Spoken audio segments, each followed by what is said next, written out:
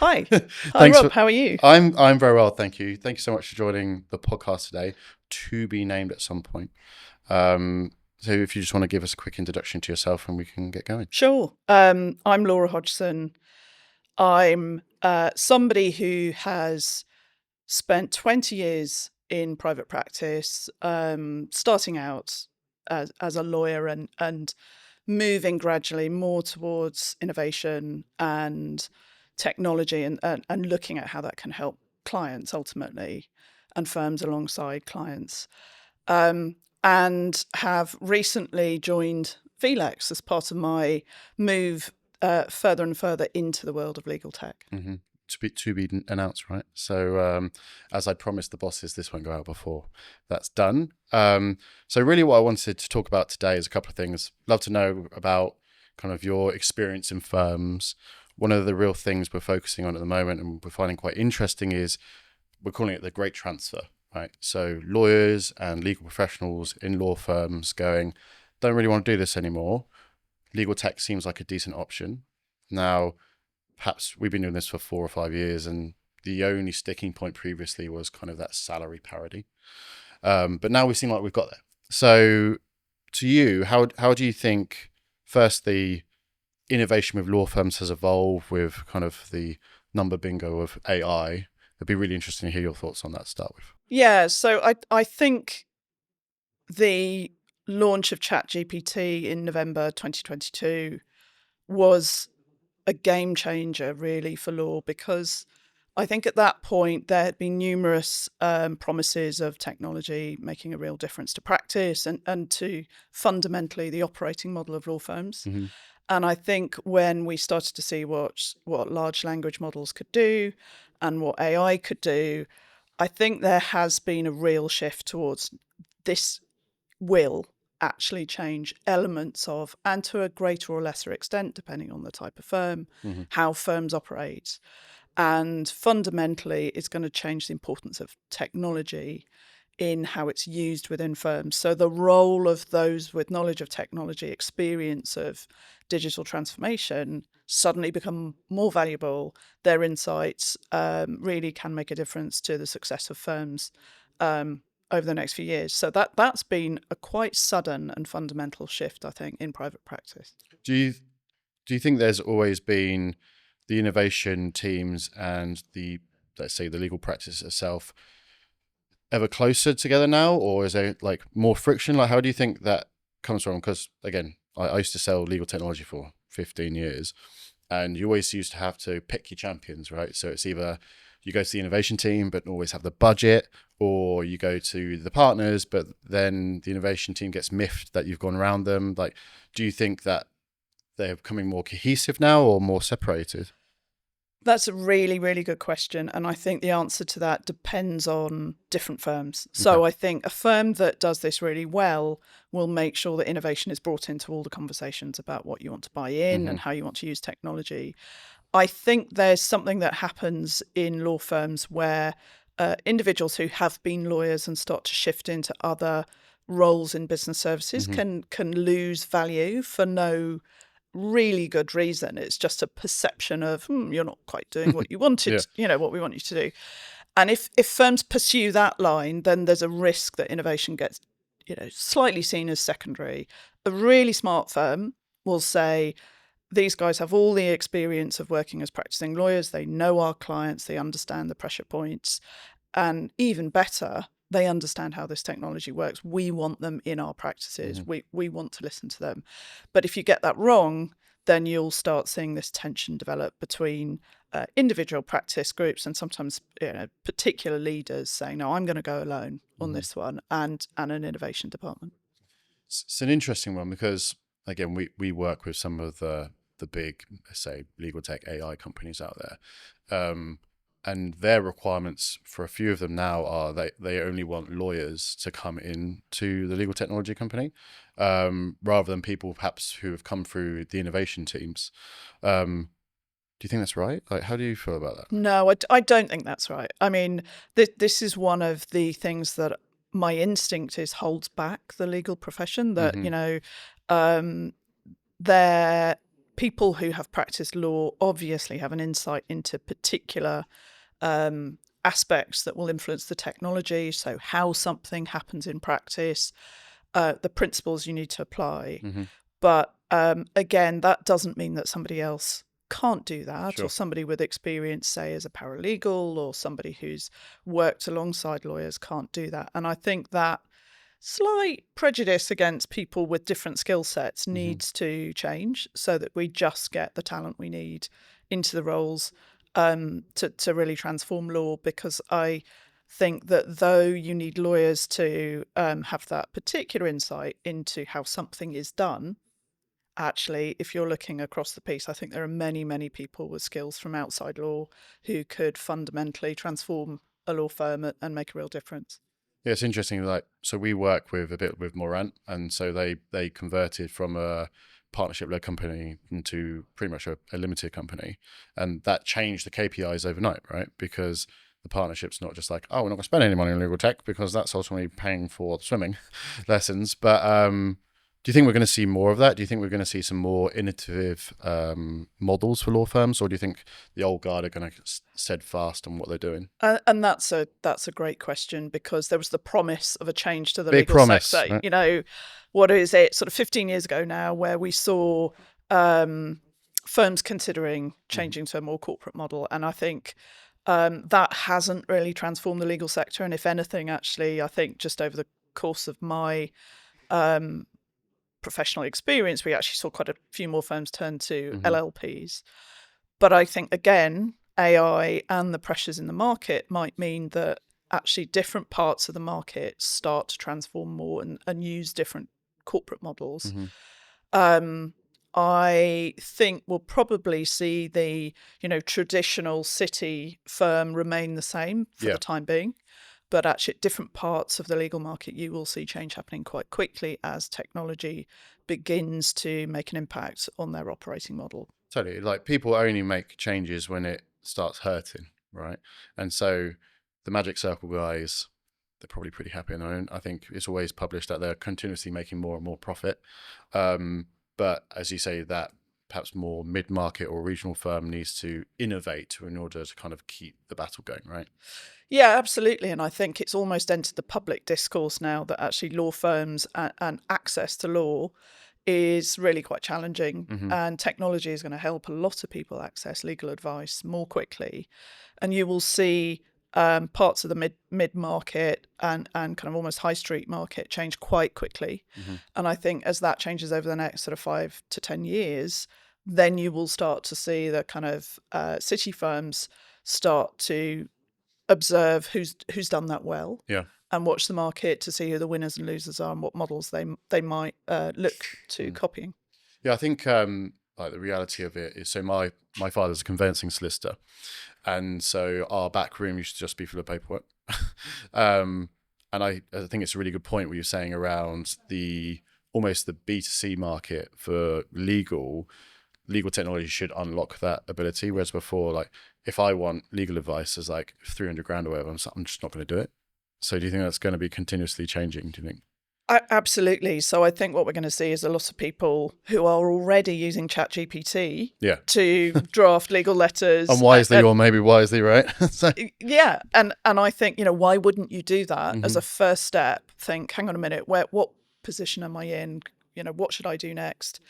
And I think increasingly technology firms will start to say, there's more we can do with this to help people to get access to legal advice. And then you start to think, what's the quality of that Mhm. outcome for consumers? And then you automatically start thinking, well, we need the right knowledge behind that to make sure the accuracy is right. And you can see, the growth of a business that is responding to that really Mm. quite significant demand for help, whether it's small firms or consumers actually just accessing legal advice Mhm. and good outcomes to the things that they're facing. Yeah, I think what we're seeing now as well.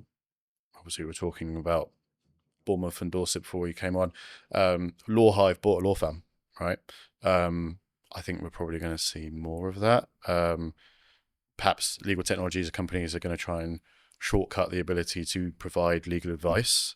Do you think you're going to see more and more of that, like the Harvey and Lagora guys perhaps getting in that fight as well? How do you feel about that piece? So I think we're definitely going to see the merging of technology companies Mm-hmm. with law firms happening more and more. And I think obviously last year we saw the Cleary Springbok Yeah, totally. um, move, which was an example of that, of firms saying, actually, can we get this expertise in? What Mm-hmm. will we need to transform ourselves and do that with the kind of reputation and reliability of a firm that the business that understands the technology, and we'll see that happening the other way as well, where technology companies say, hey, we really could do with a bunch of lawyers to kind of give that perspective on what clients expect, what are Mm-hmm. the challenges in law. So we're going to see a much more fluid market, I think, between technology and traditional practice. And I think some of the barriers between the distinctions are going to start Mm-hmm. eroding quite quickly. Again, different areas of the market will start because they're under greater commercial pressure. Sure. But it's going to be really, really interesting to see how Mm-hmm.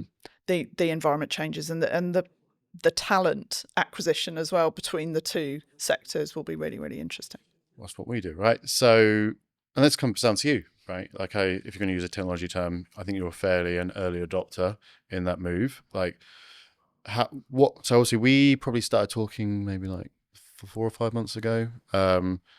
What kind of gave you the trigger to think that a move to legal technology was the thing? Were you thinking that before that we spoke, or did I prompt you, or like how did you get to it? I was actually thinking about this quite a long time ago. Cool. It was many years ago. I was working as a knowledge director at Norton Rose Fulbright, and I just got a real bug for how technology could change practice. Mm-hmm. I was observing how actually there were so many things that you could introduce using technology that gave clients a better outcome. And I think you observe when you're working in private practice, or certainly, 10 years ago, I think so many of these systems are quite slow and It's a bit crap. yeah, Yeah. exactly. And the clients, probably want something a little bit quicker or a little with less administrative burden. So you start to kind of move towards that. And I designed a series of processes and outcomes that relied on forms of outsourcing or Mm-hmm. technology. So I got the bug. Cool. And then I thought I need to kind of get some experience and move towards legal tech more Mm-hmm. closely. And so then I spent time at Linklaters in their innovation team, and then finally moving into their Gen AI lead, which was essentially a kind of project to introduce Okay. AI into Linklaters. And again, that was a kind of a real plunge into the world of, how does AI work? How can you use it in legal practice? What are the challenges for adoption? How does this Mm. work when you're actually doing it under quite a lot of time pressure? And then once that's underway, you think, right, now I've got the experience and the knowledge of how this works to actually go into legal tech Mm-hmm. with a bit more authenticity than I would have done Sure. straight out of a knowledge role. The I think it's always a tricky jump as well. So lots of lawyers we speak to, they're kind of like, Rob, this is something I feel like I want to do, but I don't know where to start. Was that quite similar? Oh, Like, where do I sit in this ecosystem of tech, right? absolutely. And I think we might as well kind of call out the anxiety that people have Big leaving as yeah, private totally. It's practice. very safe, right? It's very comfy. You get incredibly comfortable. And there have been some really interesting articles recently saying, look, in a way, we've got a bit of a locked up talent pool of Mm. people who joined a profession, whether it's accountancy or law, Yeah. and no one enters law, or very few people enter law saying, I'm going to be here when I retire. Most people have a bit of a game plan to Mm-hmm. leave. And often it doesn't happen. So there's a certain point in your career where you think, I'm very comfortable. I've got, Mm-hmm. fantastic benefits package, and, the mortgage is being paid. It's too risky. Yeah. And I think depending on the levers that you can pull, Mm-hmm. and these are getting much more easy in a sense to say, actually, I want creativity. Mm-hmm. I want a change in kind of working environment. I want to have, more influence over what gets done. That's going to tempt more people out of private practice. Mm-hmm. Inevitably, there's just this psychological safety of being Yeah. in a law firm. I think it shouldn't be mocked really as well, because like again, it was almost like a false economy, right? So it's like I'm going to burn 100,000 hours to get to partnership, maybe. I'm sure lots of people in law firms at some point, that may or may not happen, and so maybe that's a trigger point. As you said, you have the innovation teams where people look for interesting things as well. Coming back to Linklaters and then becoming kind of Gen AI lead, did they just say, Laura, do you want to do that? Or like, how did that conversation come around? Because Linklater is kind of Magic Circle, big firm, right? It seems quite an innovative approach to take. Yeah. So they moved quite quickly Yeah. on AI adoption, and it was quite a recognition early on that this was a big deal, and actually as a firm it was something they needed to get behind and invest in, and a position was created to lead that program of For Laura. adoption.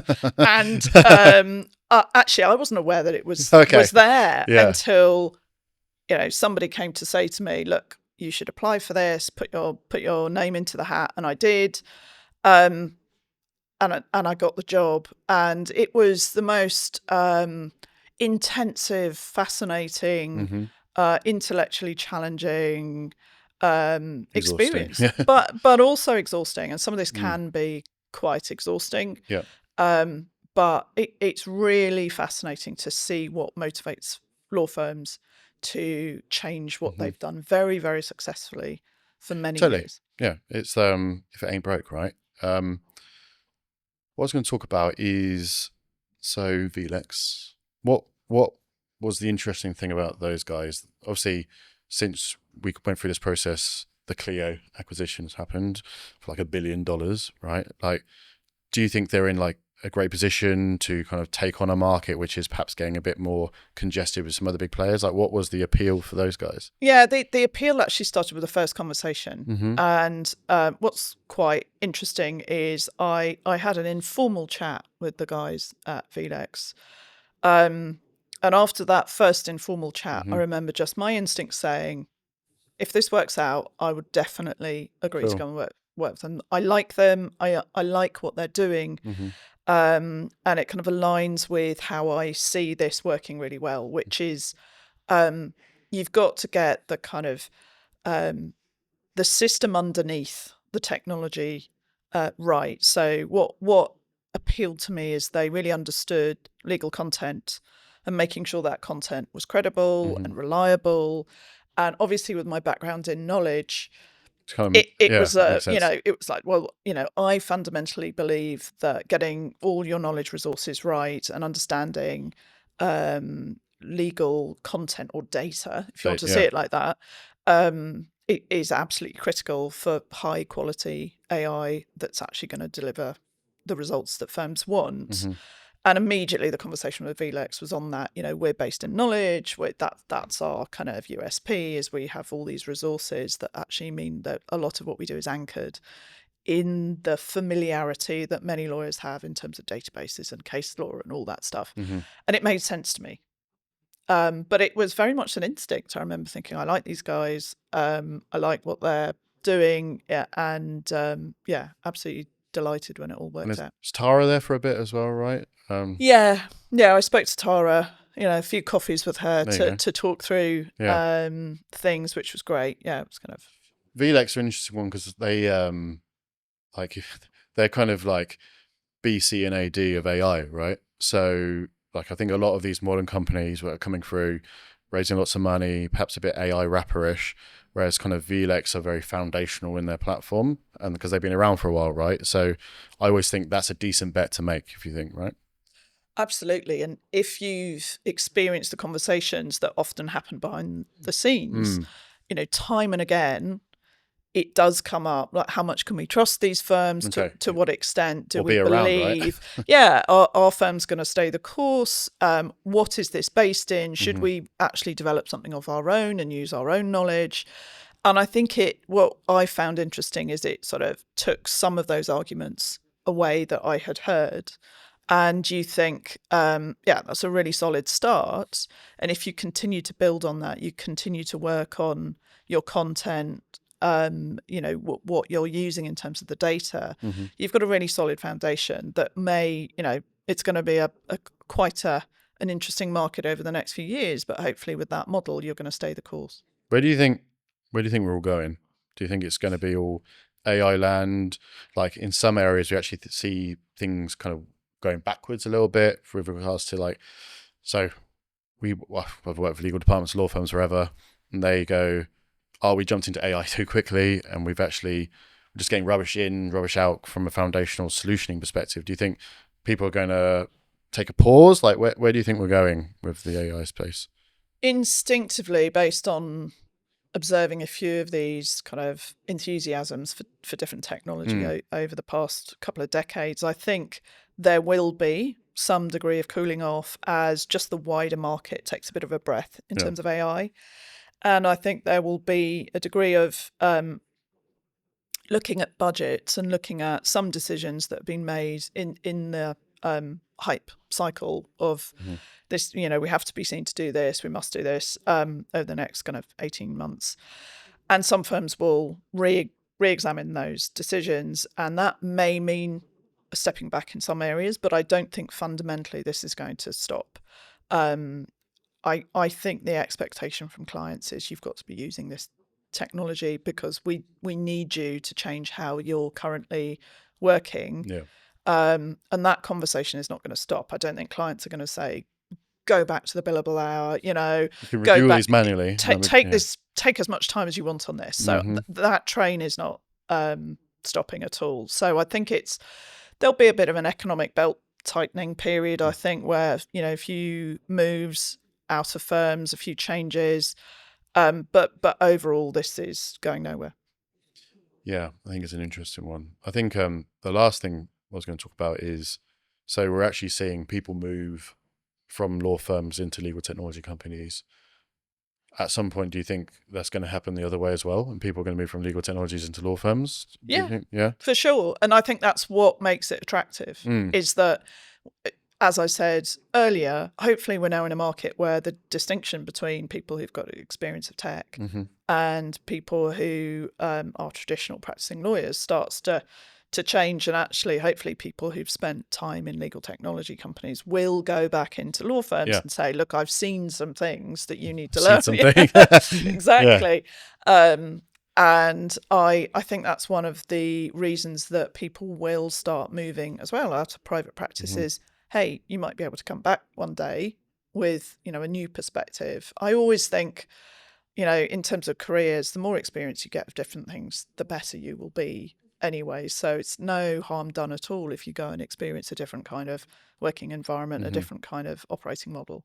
I think that also will push the law firms to innovate the roles available within the firm. So if we see like person A is a 5-year PQE lawyer at X, they go work at legal technology company for 3 years. The partnership probably isn't going to change at the firm in that time. They may want them to come back. So it'll be really interesting to see what kind of roles are created for those type of people.